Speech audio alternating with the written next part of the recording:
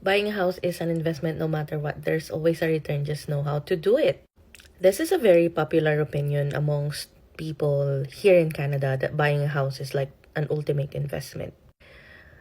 But I'm here to share my unpopular opinion and how do I see buying a house. So, kung napanood nyo yung ibang mga videos ko, it's not new to you that I really do not treat my house as an investment. And the return I'm getting is more of like emotional return, not really financial return.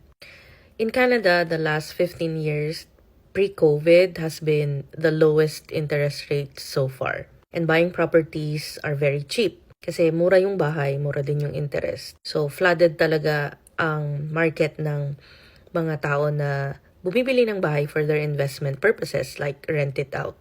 But for, I don't know, like for me, I buy my house to live in it and not to get money out of it. And sa mga nangyayari ngayon, there has been a lot of distress, kumbaga, sa market, especially ang nakikita ko is BC and Ontario. And I'll show you some scenario. So here's the first one. Sabi niya, bumili siya ng pre-construction sa Chatham, Kent. I think this is in Ontario. And then, nag 10% down payment sila, but then the appraisal came 90,000 less.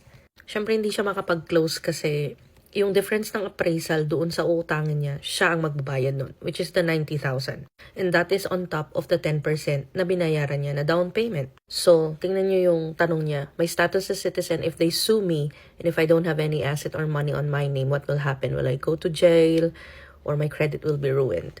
This is for another video. But my point is, this happened in the span of like 2 or 3 years because the pre-construction was purchased 2 years ago. So another one on here, if you can see the breakdown ng cost ng rental ng bahay na ito. They bought it for $500,000 and they're renting it down for $2,250, which for me is very expensive. But then if you will look into the breakdown of the cost, it will be $3,107. That means kung sino man yung bumili ng unit na ito, you are net negative at $857 per month. So, yung iisipin mo na bibili ka ng rental para kumita ka, what's happening now is baliktad, abonado ka.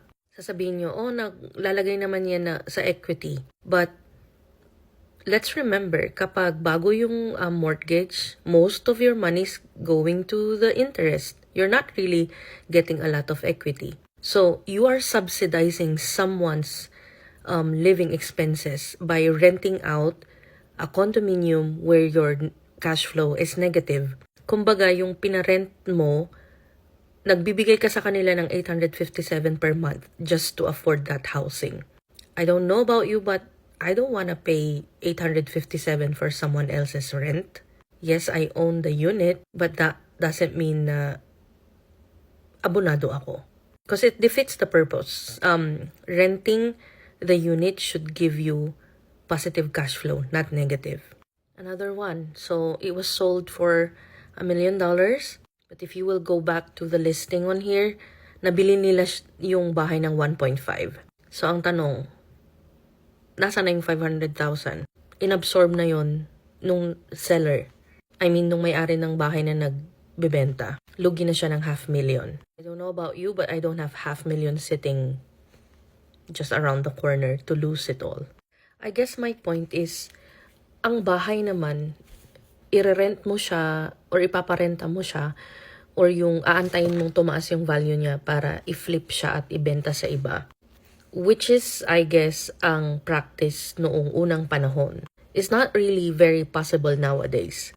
With the increasing interest rate and then bumababa yung value ng houses, at least this is true for Ontario, not where I'm from. Kasi mukhang lahat ng mga taga-BC Ontario na hindi maka-afford nagpupunta na dito, which is it's sort of like disrupting the market in here as well. But my point is,